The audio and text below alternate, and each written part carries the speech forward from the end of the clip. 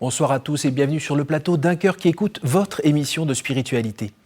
Ce soir, je vous invite à écouter Karine Beresnikov-Bailly qui va nous raconter un petit peu sa vocation de mère, bien sûr, mais aussi sa vocation de peintre et de professeur de français depuis 3 ans. Et puis juste avant, je vais vous inviter à nous lire un extrait de texte que vous avez choisi. Alors, comme je vous l'ai dit, j'ai beaucoup hésité, parce que j'aime le Clésio, j'aime Dostoïevski, j'aime Pierre Loti et tant d'autres. Et finalement, je me suis dit que le mieux, c'était de revenir à l'essentiel. Donc, j'ai choisi une prière de Sainte Thérèse d'Avila. Que rien ne te trouble, que rien ne t'épouvante, tout passe. Dieu ne change pas, la patience obtient tout. Celui qui possède Dieu ne manque de rien. Dieu seul suffit. Élève ta pensée, monte au ciel, ne t'angoisse de rien, que rien ne te trouble. Suis Jésus-Christ d'un grand cœur, et quoi qu'il arrive, que rien ne t'épouvante. Tu vois la gloire du monde, c'est une vaine gloire. Il n'a rien de stable, tout passe. Aspire au céleste qui dure toujours. Fidèle et riche en promesses, Dieu ne change pas. Aime-le comme il le mérite. Bonté immense. Mais il n'y a pas d'amour de qualité sans la patience. Que confiance et foi vive maintiennent l'âme. Celui qui croit et espère obtient tout. Même s'il se voit assaillir par l'enfer, il déjouera ses faveurs, celui qui possède Dieu. Même s'il lui viennent abandon, croix, malheur, si Dieu est son trésor, il ne manque de rien. Allez-vous-en donc, bien du monde, allez-vous-en, vain bonheur. Même si l'on vient à tout perdre, Dieu seul suffit. Amen. Voilà, je me suis dit que c'était bien d'aller à l'essentiel, ça m'évitait de choisir entre mes auteurs favoris. Et vous revenez souvent à ce texte dans votre vie ordinaire ? En fait, je trouve qu'il y a tout, en fait. Donc, souvent non, mais voilà, il est avec moi. Il y a un passage qui vous plaît plus particulièrement dans ce texte ?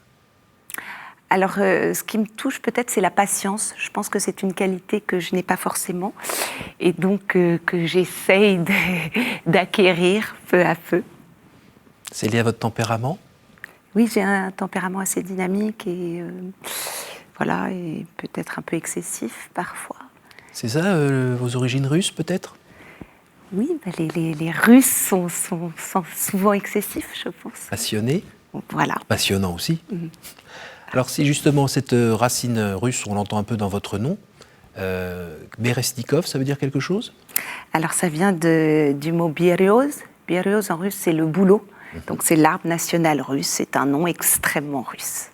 Alors vous êtes en France parce que votre grand-père était un russe blanc ? Voilà, mon grand-père est arrivé au moment de la Révolution russe. Dans les années 1917-1920. En fait, il était en vacances en France au moment où la Première Guerre a éclaté. D'accord. Et mon arrière-grand-père s'est remis au service du tsar. Il était à la retraite, il s'est remis au service du tsar, mais du coup, il a été chargé d'aller s'occuper des prisonniers russes, enfin de la Croix-Rouge russe depuis la Suisse.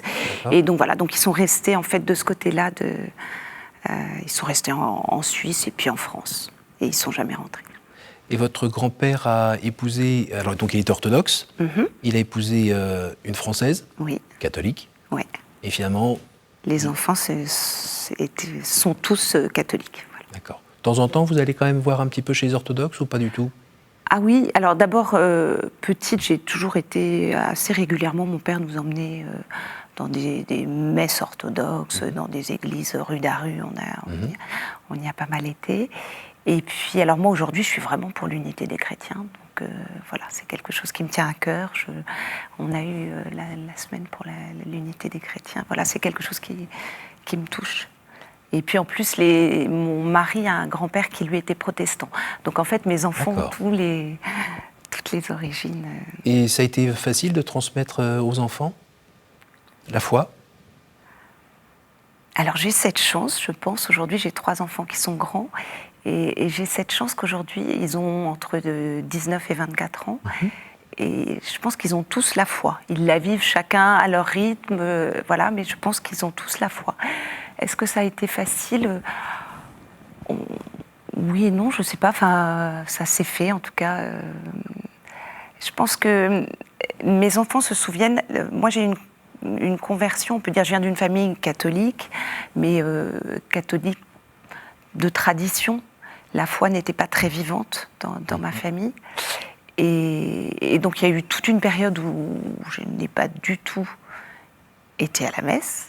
Enfin, j'y allais quand j'allais chez ma grand-mère, j'y allais à Noël et à Pâques. Oui.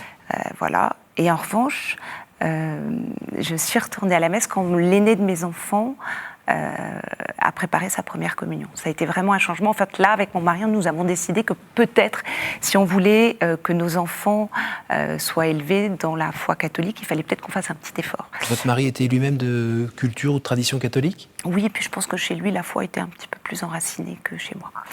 Donc voilà, ça a été... Mais quand on n'est pas habitué à aller à la messe le dimanche et que tout d'un coup on décide de le faire, c'est très compliqué. En tout cas, les 2 premières années, ça a été vraiment très difficile. Mon mari partait systématiquement faire un jogging au moment d'aller à la messe. Il me disait « je te rejoins ».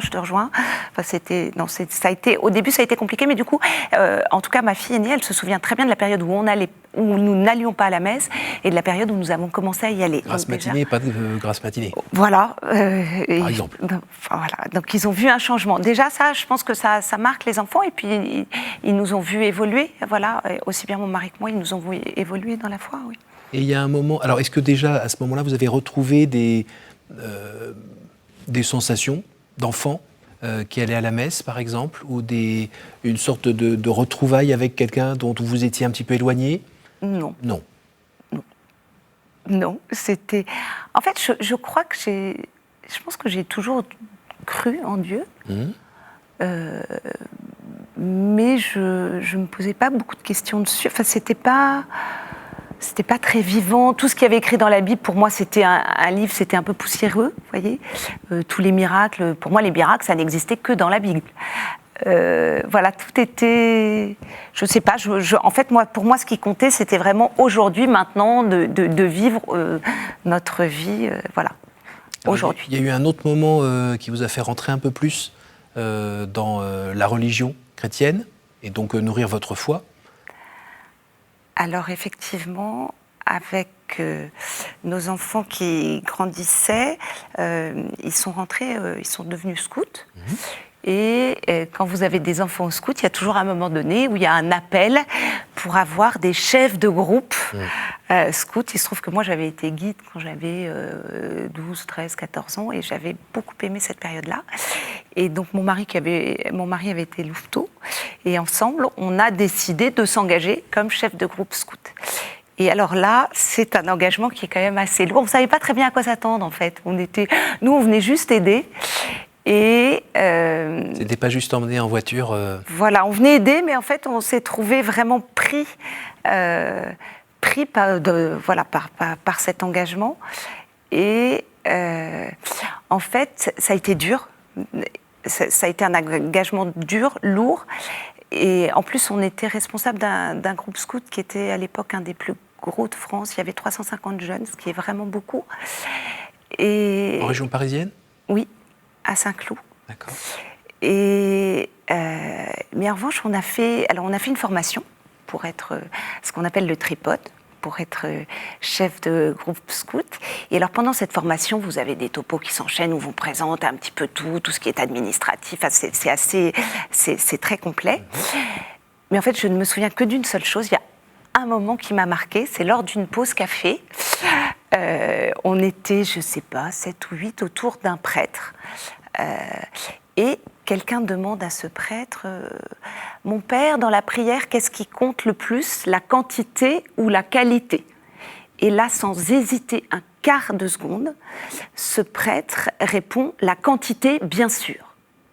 Donc là, moi, j'aurais dit exactement l'inverse. Donc je me suis dit, tiens, et il ajoute, il dit, si vous attendez les moments de qualité pour prier, vous prierez très peu, alors que si vous priez beaucoup, vous allez voir, les moments de qualité se présenteront. Et en fait, c'est la seule chose que j'ai retenue. Assez vite, après, on a eu des choses un petit peu difficiles à porter avec notre groupe scout.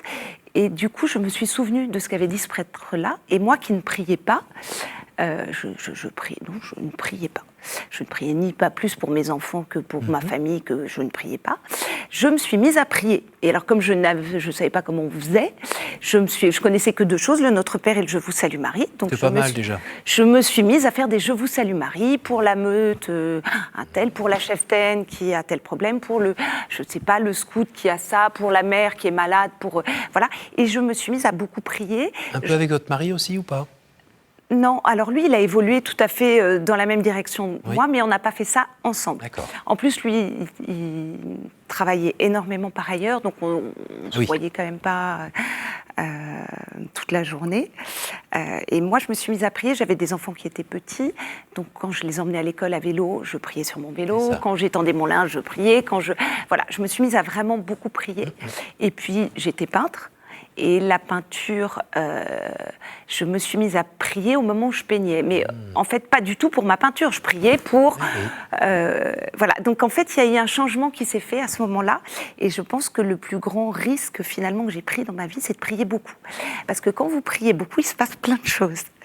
Et en fait, je peux dire que... je pense que dans ma vie, absolument tout a changé sans que rien ne change. C'est-à-dire que j'ai gardé le même mari, les mêmes enfants bien sûr, j'habite au même endroit, dans la même maison, mais mes perspectives sont totalement différentes. Ça change quoi de prier finalement?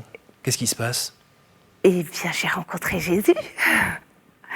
Et Alors, il n'a pas fait ding-dong à la porte, hein? non, mais en revanche, peu à peu, je pense que ma vision du monde a complètement évolué, alors qu'avant, je ne me préoccupais que du présent.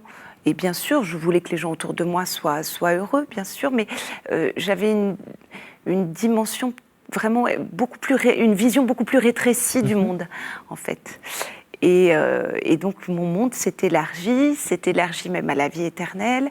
Et puis, je n'avais aucune notion de ce qu'était finalement un sacrement. Oui. Et donc, voilà, j'ai découvert tout ça peu à peu et j'ai été guidée et c'était extraordinaire. Et ça m'a apporté une joie profonde, en fait. Et donc, aujourd'hui, quoi qu'il arrive, bien sûr, j'ai des moments difficiles, il m'arrive des choses dures, comme tout le monde. Mais j'ai cette joie profonde, permanente, et je n'ai aucun doute, et c'est un vrai cadeau, en fait. Et la personne de Jésus, alors aujourd'hui, pour vous, c'est qui? En fait, il est au centre de ma vie, toujours. Je pense que c'est la dernière personne à laquelle je pense en me couchant et la première personne à laquelle je pense en me levant. Je continue. J'ai une vie très active, donc il y a eu des périodes dans ma vie où j'ai eu plus le temps de prier, mais aujourd'hui, je trouve toujours le temps. C'est-à-dire que le chemin en voiture vers l'école où j'enseigne, eh bien, je fais un chapelet. Et la prière, c'est quoi? C'est du merci, c'est du pardon, c'est des demandes? Alors au début, quand j'ai commencé à prier beaucoup, ça n'était que des demandes, parce que de toute façon, je ne savais pas, et puis je priais toujours pour mes scouts. Et puis quand on a arrêté, au bout de 3 ans, on est chef de groupe pendant 3 ans, quand on a arrêté au bout de 3 ans... Lessivé, rincé? Oui, c'était dur, et puis en plus, j'avais du mal à peindre à ce moment-là, à la fin, parce que pour peindre, il faut avoir le temps de rêver. Et là, j'avais plus de temps, j'étais pris par des contingences extrêmement matérielles, et puis il fallait que tout marche, et puis il y avait beaucoup de camps, et voilà. Donc c'était, ça prenait beaucoup de place en fait dans ma tête. Mais en revanche, là, il y a eu une bascule qui s'est faite, c'est-à-dire que quand j'ai arrêté d'être chef de groupe scout, en fait, ma vie, je me suis rendu compte, était remplie de beaucoup de prières pour les scouts, mais j'étais plus responsable d'eux, et donc la question s'est vraiment posée. Je me souviens très bien de me dire, bon, bah alors je vais arrêter de prier. Et là, l'idée m'a effleuré que peut-être je pouvais me mettre à prier pour ma famille, pour mon mari, pour mes enfants, ce que je n'avais jamais fait, pour tous les gens autour de moi, les gens que j'aimais. Et donc voilà. Et donc j'ai continué à prier. J'ai découvert d'autres formes de prière. Et puisque j'ai eu du temps, j'ai une amie un jour qui m'a proposé de prendre l'habitude d'aller pendant une année, toutes les semaines, pendant 1 heure à l'adoration.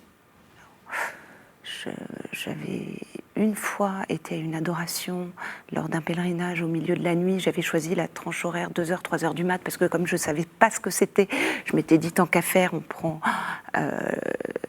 l'heure la plus difficile. J'avais eu l'impression que c'était passé en 10 minutes, j'avais trouvé ça super, mais quand elle m'a proposé de le faire tous les lundis matin ou mardi matin, je m'étais dit, franchement, je me suis dit, ah non. La peur de s'ennuyer ou qui est un peu oui, dynamique, enfin, puis moi, voilà. Et en même temps, j'avais pas de bonne raison pour dire non. Donc j'ai dit oui.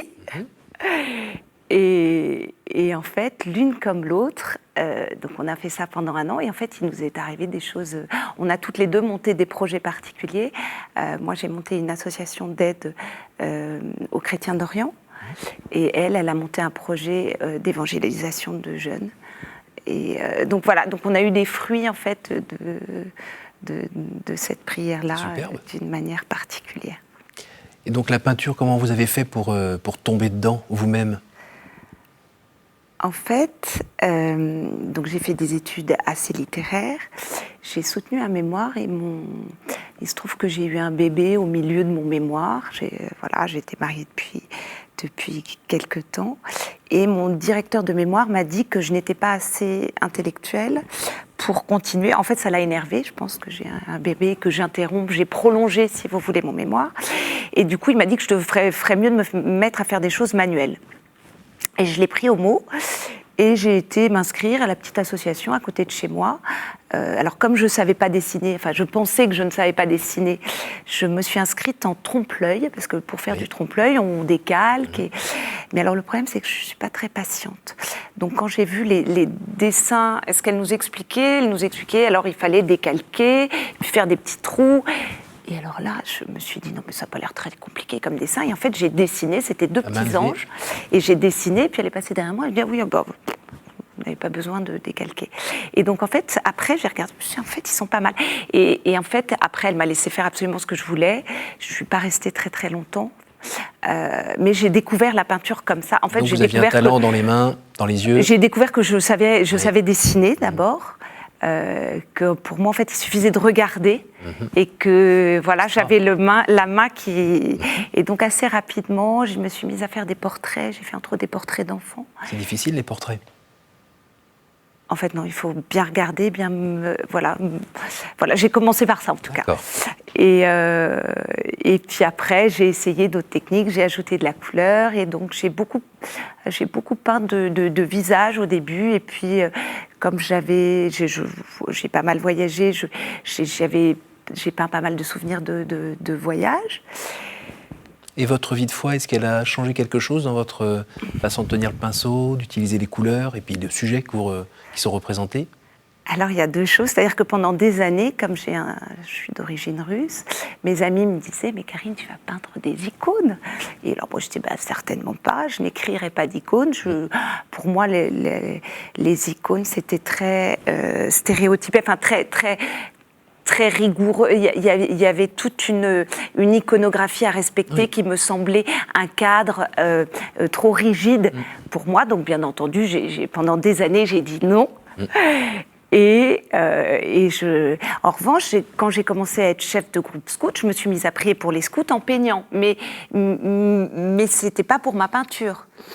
Et en fait, il s'est passé quelque chose d'assez amusant. C'est-à-dire que j'ai fait toute une série de tableaux sur la Russie. Donc j'ai peint des bouleaux, j'ai peint des bulbes d'église, enfin tout ce qui me semblait vraiment russe. Et pour moi, la Russie, c'est forcément les icônes. Donc j'ai été amenée à faire une interprétation d'une icône. Pour moi, l'icône la plus russe qui soit, c'est la Trinité de Roubliov. Et donc j'ai copié la Trinité de Roubliov sur une grande toile, assez monumentale, pour aller dans ma série russe, pas du tout pour faire de peinture religieuse. Je voulais juste faire un beau tableau, ça allait bien dans ma série, et voilà. Et en fait, ce tableau-là était un tableau charnière, parce qu'après, j'ai basculé dans la peinture religieuse. C'est-à-dire que ce grand tableau, j'ai un mari qui est adorable et qui, souvent, quand je termine un tableau, souvent, je l'accroche à un endroit dans la salle à manger pour passer devant et pour voir ce qui cloche. Parce que savoir s'il est fini ou pas, c'est toujours difficile de savoir si un tableau est terminé ou pas. Et donc, je l'accroche et je passe devant à différents moments et je vois si je trouve qu'il est fini ou pas. Et donc, j'ai accroché ma Trinité salle à manger, et elle est quand même assez grande, et il me dit, mais on va peut-être pas la garder là tout le temps. Et je l'ai regardé, je me suis dit, c'est vrai que c'est assez grand. Et c'est vrai que dans mon atelier, j'avais les tableaux qui s'empilaient, qui prenaient beaucoup de place. Et donc, j'ai décidé d'offrir ce tableau-là à un ami prêtre. Donc, un jour, je l'ai appelé, je lui ai dit, mon père, j'ai un petit cadeau pour vous. Il a compris que je lui ai apporté un petit truc comme ça. Donc, il était très content. Et quand je suis arrivée avec mon grand tableau, il a été étonné, je lui ai donné, il l'a gardé. Il se trouve que quelques mois après, on est partis ensemble en Terre Sainte et il m'a avoué quelque chose qui m'a énormément touchée, c'est qu'il faisait son oraison devant mon tableau. Et donc là, je me suis dit, incroyable, extraordinaire, mes tableaux ne se vendent pas, mais alors un prêtre pris devant, ça doit être encore mieux. Et en fait, cet ami prêtre, par la suite, m'a appelée en me disant, voilà Karine, je suis responsable, je suis l'aumônier d'une école et la directrice de l'école cherche un peintre pour lui faire une grande croix icône d'1,60 m de haut avec 5 scènes de la vie du Christ. Et j'ai pensé à vous. Je lui ai dit, mais mon père, je suis incapable de faire ça. D'abord, je n'écris pas d'icône. Et il me dit, mais si, allez-y, c'est un très beau projet, allez voir. En plus, elle ne trouve personne. Et j'aime bien les défis, donc j'ai été voir ce qu'on me demandait. J'ai fait des recherches comme je suis quand même assez intellectuelle finalement, j'ai fait des recherches intellectuelles sur l'icône, sur l'iconographie en elle-même, et je suis tombée sur les écrits d'un iconographe qui expliquait que l'icône en Occident n'avait jamais connu l'essor qu'elle avait connu en Orient et notamment en Russie, parce qu'en Occident, on copiait servilement les modèles anciens et que du coup, les icônes manquaient de vie, et j'ai compris, en fait, j'ai pris la phrase au mot, je me suis dit, ok, d'accord, donc je suis libre de faire ce que je veux, c'est bon. Et donc, j'ai été voir la directrice et c'est comme ça que j'ai fait cette icône, j'ai mis 9 mois. Et j'ai fait une icône avec 5 scènes de la vie du Christ, voilà. Et ça a été le début de ma peinture religieuse. Bien, j'invite les gens à aller voir sur votre site un petit aperçu de ces peintures. On arrive déjà à la fin de cette émission, c'est le temps des questions courtes, réponses courtes. Est-ce que vous pouvez me donner un chiffre entre 1 et 9, s'il vous plaît ? 7.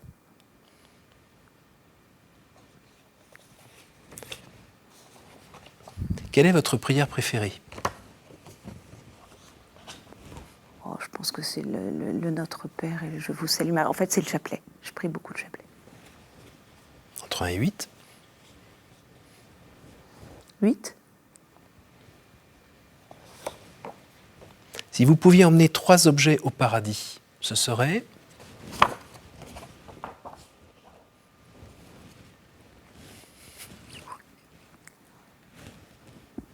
Non, aucun. Franchement, non. Aucun. Non, j'ai rien à emmener au paradis, vraiment. Entre 1 et 7 ? 1. Quelle est pour vous la plus belle fête ?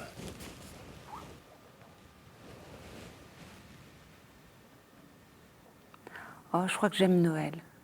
J'aime Noël parce que j'ai de beaux souvenirs d'enfance, des fêtes de Noël, et que j'aime décorer toute la maison. J'aime la joie des enfants, donc je crois que c'est Noël. Merci Karine. Merci d'être venue, d'avoir tenté cette aventure, d'avoir relevé ce défi, de nous avoir parlé de votre foi avec autant de lumière, et puis de votre peinture aussi, ça donne envie d'aller voir d'un peu plus près ce que c'est. Merci beaucoup, merci à vous tous pour votre fidélité.